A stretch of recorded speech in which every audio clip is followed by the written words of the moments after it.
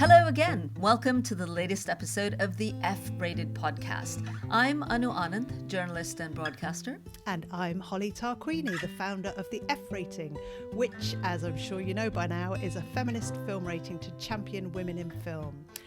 And today we're bringing you part 2 of our interview with one of the UK's best directors, Amma Asante. Amma was the first black director to win a BAFTA for writing and directing a feature film, and she was the first black director to open the BFI London Film Festival in its 60-year history. Yeah, and in episode 6, Amma spoke to us about growing up in South London, some of the racist aggressions that she and her Ghanaian family faced there, but other things like the art school she went to with lots of other talented black students.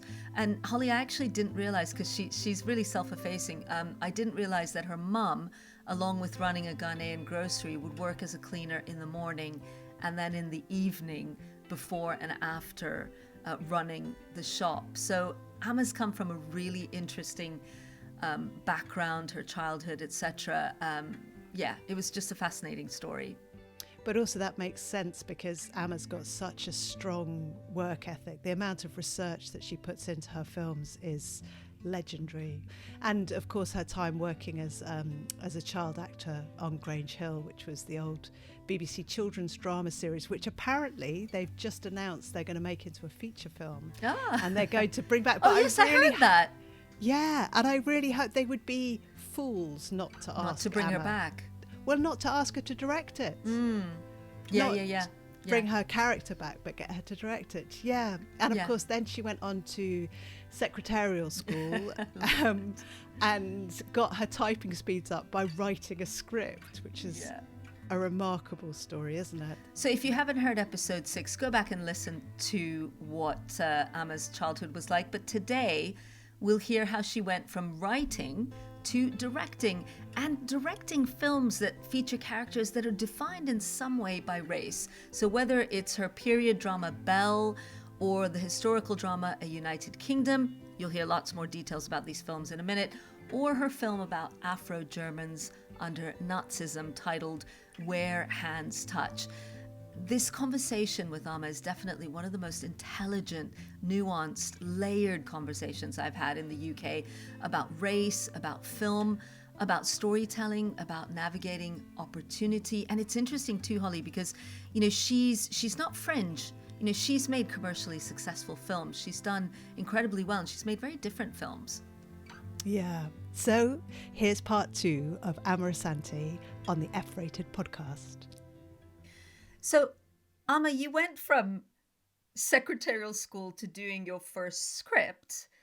How did you go from being a writer to being a director? Was it planned? Was it accidental? Tell us that story. Because I think it involves your first film, A Way of Life, which is an incredible film. We'll talk about that in a second. But generally, how did you go there? My first 2 deals for scripts kind of went down the drain. So I had a 7 script deal with Channel 4 for that situation comedy that I'd first typed out. I had a 4 script deal with the BBC for another situation comedy called Ladies in the House. Developed those probably for about 3 years, and then what we call new brooms came in, new commissioning editors, and kind of moved those out the way. But what happened at the BBC was that they came to me about a slot that they wanted to fill, and we ended up filling that with a show called Brothers and Sisters, which I produced and was head writer on. But it was very sort of prescribed. We're looking for a soap opera, and we're looking for it to be this time slot, and we want all the characters to be black. And I came from a world where all characters were not black, so that now it really feels like you're prescribing to us what a world for a black person should look like rather than what a world for a black person is. It served a very important purpose, nevertheless. And I was simply desperate for the freedom to kind of write what was in my heart and what was in my soul, which I had done with those first 2 scripts that I had had precious development time on. And I never regret that development time because I learned so much through it. So I was a pretty lonely writer, sitting at home, writing in development. And I decided to join BAFTA. I was invited by the then chairman of the events committee to kind of join the committee and just kind of help. They, at the time, were looking to improve their diversity levels, which were pretty non-existent at the time. At one of the events, I met Peter Edwards, who at the time was head of drama for HTV Wales. It later became ITV Wales. I was introduced to him by someone, and I sort of thought, well, I hadn't really met that many heads of drama, to be honest with you. I'd always met the commissioning editor of this or the commissioning editor of that, and he was the kind of overall head. So I thought I'd better say something very clever. So I said, well, Wales, I'm pretty sure Wales has some of the oldest Black communities in Europe. What do you do on your channel to reflect diversity? I said. And he sort of looked at me and said, I'll be back in a minute. And he walked off. And that was the last time I saw him at that event. And about 6 weeks later, exactly, I got a call on my house phone, which shows you how long ago it was. I answered it, and this very gentle Welsh voice came down the phone and said, are you the lady that I met at BAFTA a few weeks ago? And I said, who is this? And he said, I'm Peter Edwards from HTV. And I said, yeah, I am. And he said, you don't know how long I've been trying to find out who you were. And I said, well, I was Black. I was a woman. I was the only one there, Peter. And he asked me to come for a meeting. I went for a meeting. He said to me then, and this is another sort of example of how things change, how things move when you're committed. He sat me down, we had a coffee, and he said, I'd like to ring fence some money for you from my drama budget. And have you write something for us? And I said, well, what? And he said, well, what would you like to write? And I said, well, what would you want me to write? Because I'd just come out of that BBC experience. And he said, whatever you'd like. You really thought that because Wales had some of the oldest Black communities in Europe, that it might have something to sort of teach the rest of the UK, because that was one of the other things I said to him. And, he said, we're in just as much, we need to understand the world and ourselves and each other just as much as anybody else. And then sort of told me about this terrible thing that had happened in Wales at the time, whereby a young woman had led a gang of boys into killing her neighbour, who happened to be Muslim. And said, here's an example of the kind of thing that can go wrong. And when we sat and we talked, and he said, I'm really fascinated by the idea of what racism looks like when it's a symptom, not an actual cause, but a symptom of something else. And we got talking, and then we found an article that we both really liked that sort of had a very nuanced approach to this particular murder, which was one of actually many, many horrible attacks that had happened, where it was young women leading, but a group of guys would actually do the crime. And what was happening at that point, and how do you approach it, not in the tabloid way and the sort of misogynistic way, but how do you approach it from a much more socially intelligent point of view? And that's exactly what happened. I did my first draft. Peter sort of had a look at it and said, I think that this can go wider than Wales. I think we can find financing for this that will allow it to go wider than Wales. The BFI, I applied to them and they went for it. But I was going to just produce and write, as I had been doing all of my other stuff. And it was really the BFI. It was actually Paul Tribitz at the BFI who ran, I think they called it the New Film Fund at that time, who said, you really ought to stop looking for directors. You really ought to start thinking of directing this yourself. And I said no, for all the reasons that, I sort of didn't enjoy being an actor. There was no internet. I didn't know of any Black woman apart from Ngozi, who had made Welcome to the Terror Dome at that particular point, and she was the only one. It seemed so extremely far away and unachievable for me to do what she had been able to do, to get her movie made and also get her movie distributed. I wanted this movie out there and I wanted this movie seen, and I believed that if I directed it, that wouldn't happen. So he convinced me, along with my agent, Sarah Stroud, at the time. It took a lot of convincing, and I did it. I mean, that story contains multitudes, not intending to direct the collaboration with Peter. And just to say that what you wrote, what you made out of those conversations was the film A Way of Life. And for those who haven't seen it, it's about a young woman, Leanne. She's a teenage mother. She has one of those coin-fed meters. She never has enough money. The baby's always hungry, and she's battling kind of everyone to love and care for this baby. And the film leads to an incident where she does direct a racial attack against her neighbor. And I know that you workshopped a lot with these young actors, and you guys explored racial hatred. What was that like to navigate? It was really, really hard because, when you're young, a director is an authority figure.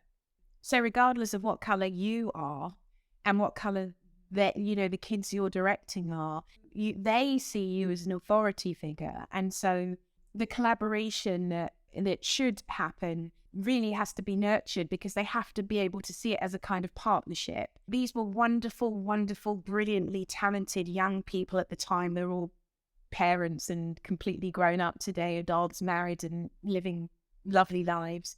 But at the time they were young. They didn't want to use this language in front of me. They didn't want me to think badly of them. It was very difficult for them to find a place inside themselves where they could do something like that and make it feel authentic. And this was this film had to have a very authentic feel to it.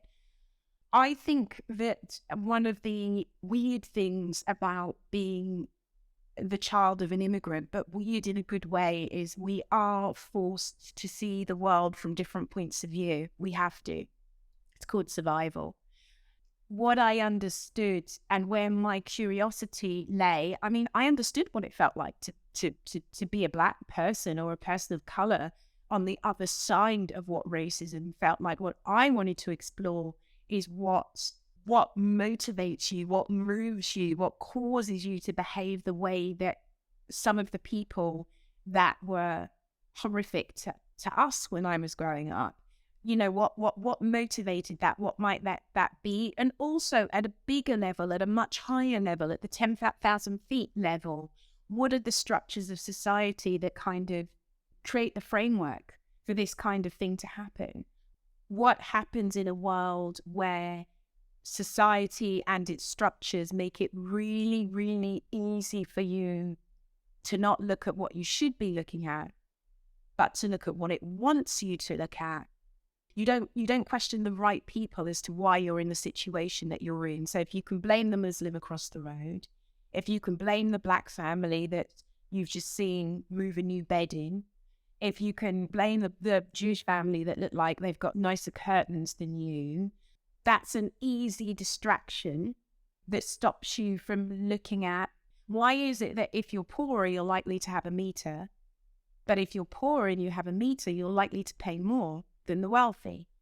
Certainly, whose interest is it in then for you to not ask those questions, but for you to look at the family across the road that's different? And that theme runs through all your films, doesn't it? Of kind of going down into the specific minutiae of a life and an experience to reveal the universal. And you went on from that to direct Belle, which is a fantastic, wonderful movie. But you didn't write this one. You directed it, but didn't write it. Is that true? No, it's not. But it is the narrative, absolutely, that was put out there. I actually came off of A Way of Life and began researching what later became my fourth film, which was called Where Hands Touch, because I'd sort of told the story of a white girl, and I really wanted to now tell the story of what it was to be of colour and European, because that's my story. And the first thing that jumped up for me when I was looking at what possible stories I might dig into was the Afro-Germans who existed during the Holocaust and in Nazi Germany during that time.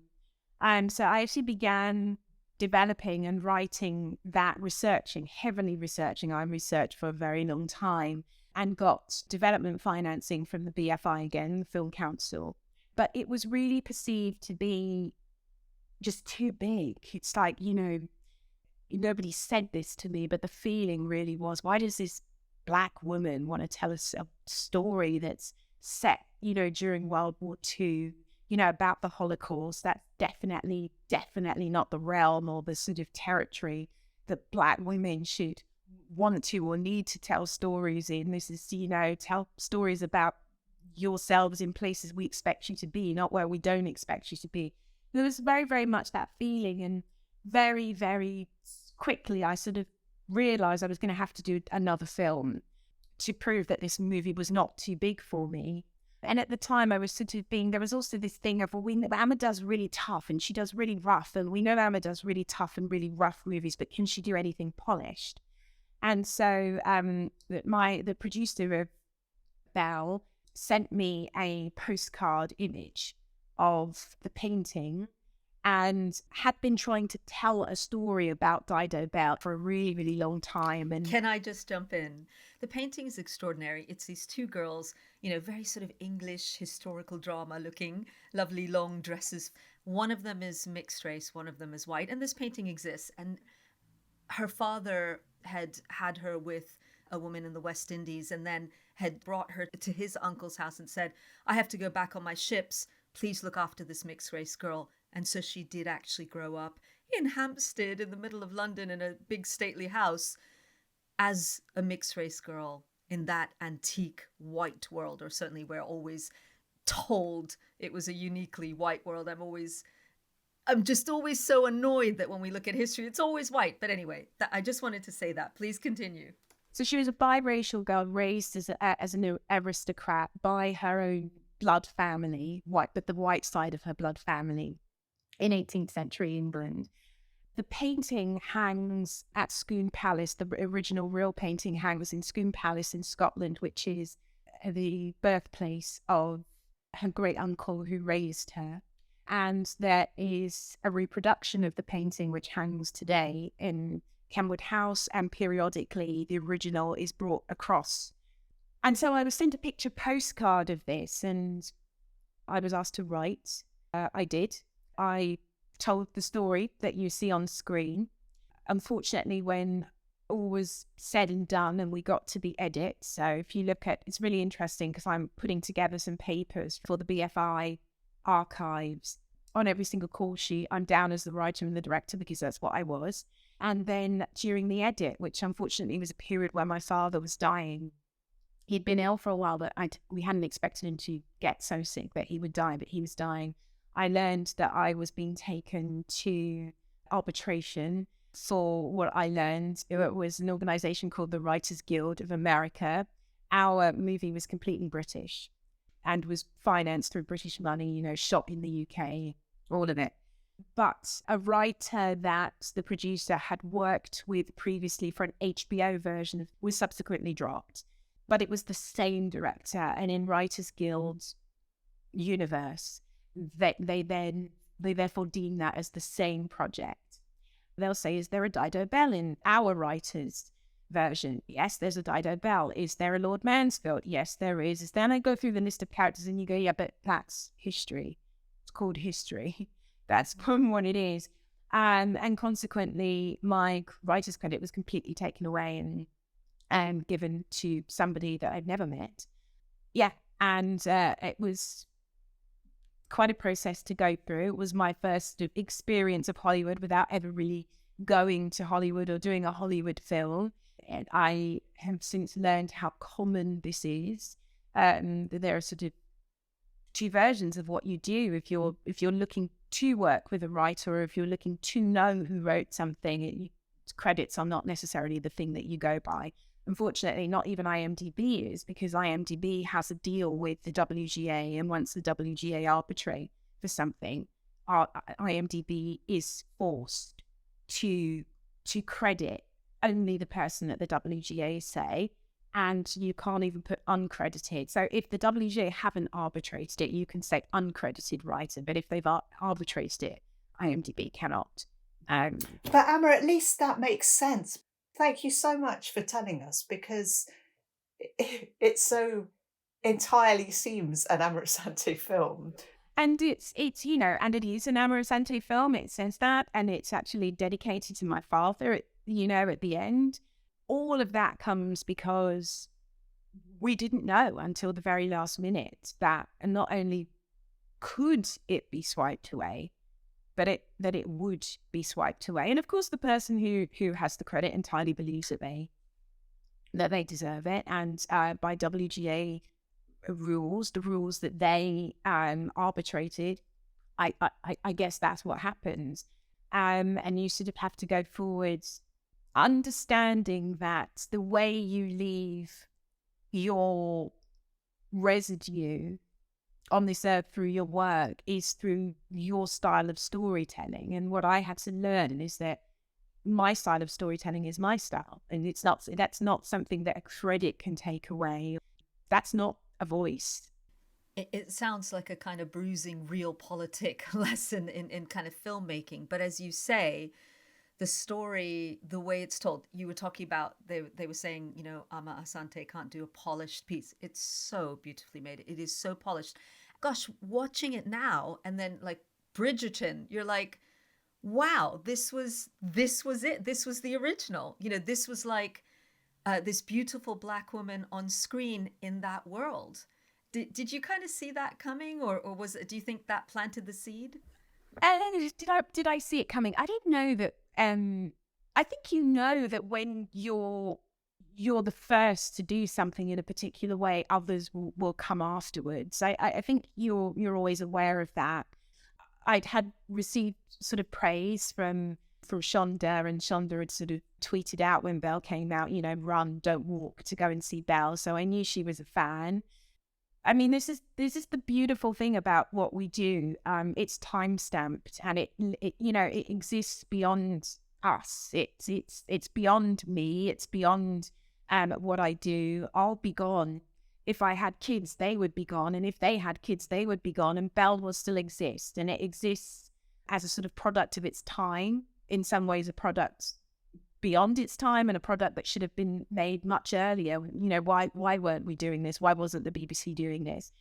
And it was made because we weren't doing it. It was made because as a set of societies, we weren't really telling stories that had people of color, showing them as they could have existed.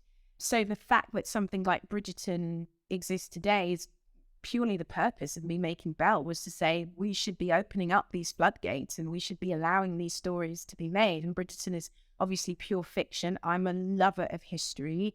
I adore history and the sort of authenticity that history brings something. But the idea is, in the same way that, white characters can have stories that are based on history, and white characters can have stories that are set in history but are completely fictional, we should be allowed to do that too. And sort of, they're two sides of the same coin.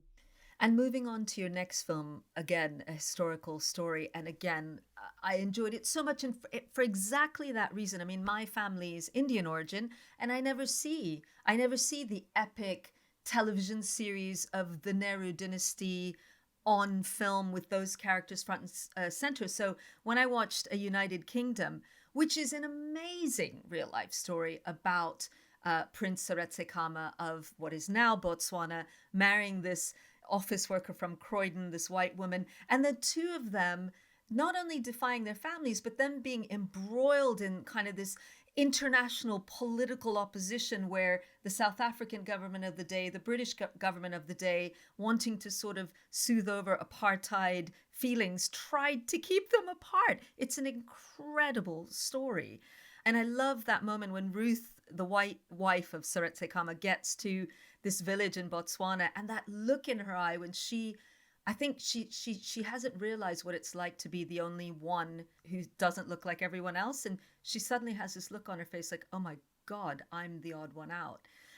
Yeah, I don't know what the question is, I just enjoyed it so much. Maybe Holly has a more intelligent question. I'm slightly just overwhelmed by how beautiful, how sweeping, how well directed a film it was, how true it was to the original story, and yet it was compelling. You kind of married the best bits of fact and screen narrative. I do have a question. And so I believe it's true that in your first film you walked onto set and it was, as is I think frequently the case on film sets, an all white male crew. Was that the case for all three of these films? Predominantly, yes. There were crew members. Obviously, we have crew members of colour, and we always make as much effort as we can to do that. So I think with each film, it got more and more easy to do that. Let's put it that way, and more easy from lots of different angles. From the point, because first and foremost, heads of department are approved by film financiers, and they're approved for their experience. And so you've got this thing where if there's a blockage of experience really early on at the opening, then it becomes really difficult when you're on films of a certain budget to also be able to bring the people on that you want.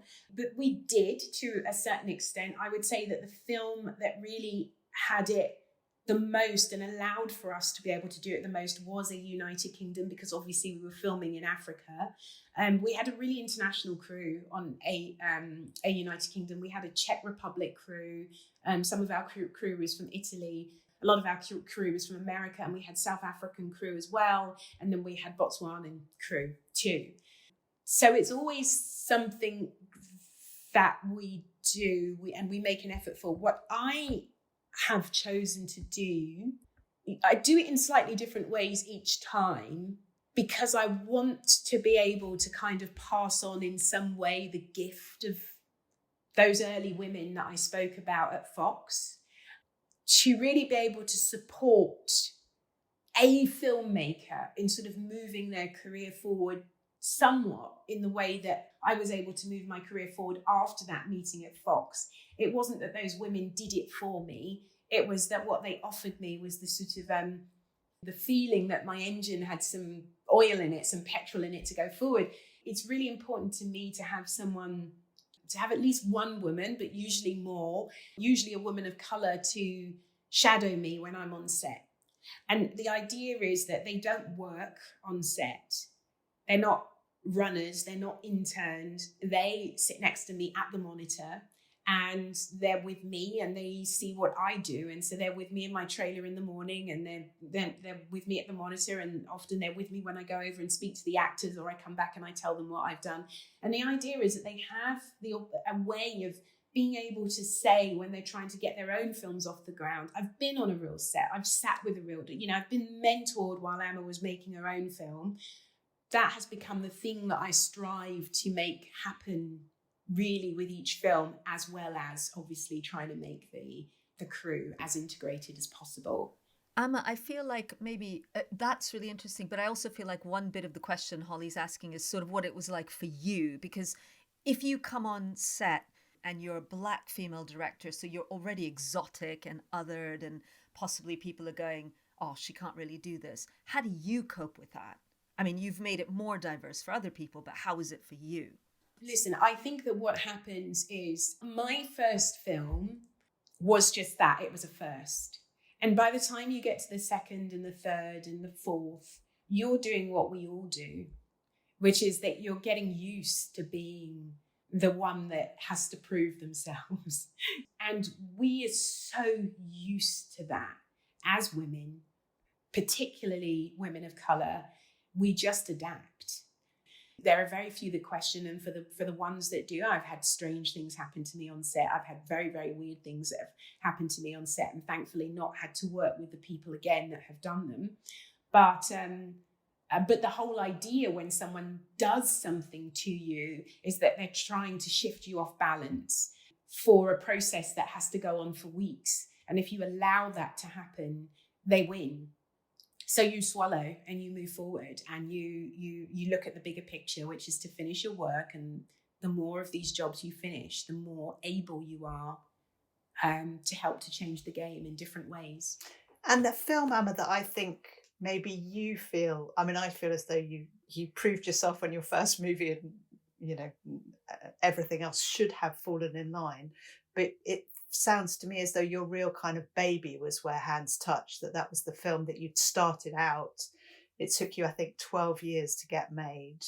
And it's such a remarkable story. I've yet to meet somebody that went, oh yeah, no, I knew that there were biracial children living in Nazi Germany that were sent to concentration camps. It's not a known story, and you really uncovered it. Tell us a bit about the Where Hands Touch story. Yeah. So as I mentioned earlier, I sort of happened across it, as you do with these things, while just doing general research about what it is to be both European and of colour in some way, and I happened across the experience of Afro-German children who were sort of coming of age around about the time when Hitler was really arriving at his height. They were the children of French African soldiers that had been part of the occupation after World War One, that had sort of mixed with the white women and had children, or a child, just usually one child, sometimes more, with that woman. And then eventually, by the time World War II came, had mostly gotten out and left Germany, obviously. And what was really interesting about these children for me, and this is what I learned on research before actually going in and interviewing real Afro-German survivors of the period, was that they were not targeted at all in the same way that Jews were. There wasn't this machine that was being used against them, this entire kind of machine of hatred in the way that the Jews were experiencing. But if these children sort of kept their heads down and didn't meet the wrong SS officer, these Afro-German children, didn't meet the wrong SS officer on the wrong day, they could kind of navigate this period of World War II and survive. Hitler also understood that to target them would be politically the wrong thing to do, because the mothers of these children, they were the daughters of SS officers often, they were the sisters of SS officers. So what he decided to do instead was very quietly have these children sterilised and without any anaesthetic, removed from school, removed from the streets, sterilised quietly, and then put them back into their homes. And the idea was that they wouldn't be able to procreate with the white population, white non-Jewish population of Germany, and that therefore they wouldn't be able to stain the blood. So that was what I knew and I understood through my research. I then managed to find still living survivors who were Afro-German of the Holocaust, still living in Germany. And I was able to go over and sit down and record my interviews with them. And what really evolved from those conversations was something much more nuanced than my research and my understanding had sort of offered me. What's really started to become clear, really like scales falling from my eyes, was that persecution, as I understood it, had always been experienced within the context of community. So slavery, colonization, all of those things have been experienced within the context of communities being persecuted. But these children were, once again, isolated. They were individuals that often had white brothers or sisters because their mothers had had children with other men. That whole experience that I would have, where I would come home from school and say to my mum, this happened to me today, and my mum would give me some sage advice on how to, as a kid, on how to handle it. These kids didn't quite have that, because even though these mothers loved them, they didn't know what it felt like to be biracial. They didn't know what it was like to go outside with black skin. And the other thing that I really learned from the survivors was what it was like to exist in a world where anybody that you might have identified with in a different way, like the Jewish children, were gone. They were gone by 1943. They were in camps or they were dead. All that was left were Aryan children. And black children often were still going to school for a period of time with these Aryan children. So in a world where all the books were influenced by Nazis, all the teachers were Nazis, your whole entire every layer of sort of cultural society was layered by the doctrine of hatred and Nazism. These often 15, 16-year-olds were simply exposed in this world. And it was really sort of one of the interviews that I did had, I'll just say, a person expressing to me how desperately they wanted to be part of the Hitler Youth. They wanted to join the Hitler Youth. This person obviously was biracial, Afro-German. How desperately they wanted to be part of it, because that was to belong. How desperately they just wanted to be a normal teenager, and for them to be normal at the time was to be part of the Hitler Youth. How they wanted to do normal things like dates and all of that, and how also their lack of understanding of the end place for Jewish people, and then the eventual understanding later of what was happening to Jewish people. And so as she was explaining that, she began to sing a Hitler Youth song. And what I could see throughout the moments of the interview, again, was this duality where there was the child and there was the adult, both at the same time, kind of speaking to me at the same time. And as she began to sing, the child began to sing, the adult was crying. We are simply not a monolith. And my experience of racism was completely different to what it would have been like in Nazi Germany. I think it was the first time that I really realized that even though all of my films were about this, that the idea of being a product of your time and your place is so poignant. And the idea, and I think about it all the time, what am I conditioned towards? The reality of conditioning is, when it's done really well, you don't know it's conditioning until you break out of that conditioning, right? So what is it that I don't recognize? We don't know. What's your experience? Do you feel like there are places where those messages of trying to open up opportunity, trying to take on nuance, trying to allow different viewpoints is working better? You've directed a couple of episodes of this fantastic series, Mrs. America, which is following the Equal Rights Amendment and the opposition to it within America. So another historical series with this sort of unlikely viewpoint. So what's your experience of the different countries and the different opportunities? I think whether it's responding to me as a person behind the camera and people like me behind the camera, or whether it's the lens through which the stories are told, I do think that there is a movement for change. At the moment, I'm due to be shooting in Latvia and Lithuania in a couple of months' time. And I've worked in the Czech Republic and all sorts of places where the height of respect is afforded to me in exactly the same way as I think it would be to a man who's white. Looking at something like Mrs. America, I think if this show were made 10 to 12 years ago, we would not have had the Shirley Chisholm story in the way that I was able to direct her story. And that was just the one life. There were so many other lives that were orbiting around her in that show as well, that also are a billion trillion times bigger. Gloria Steinem's, And so I think that we've shifted into a place where there is an understanding. You can't make a show like Mrs. America and miss out the important story of a human being like Shirley Chisholm. I think we are in a place where you can certainly go to countries where perhaps they've never worked with a director who's at the same time female and black, and who would just, crew will just get on with the job and just do it.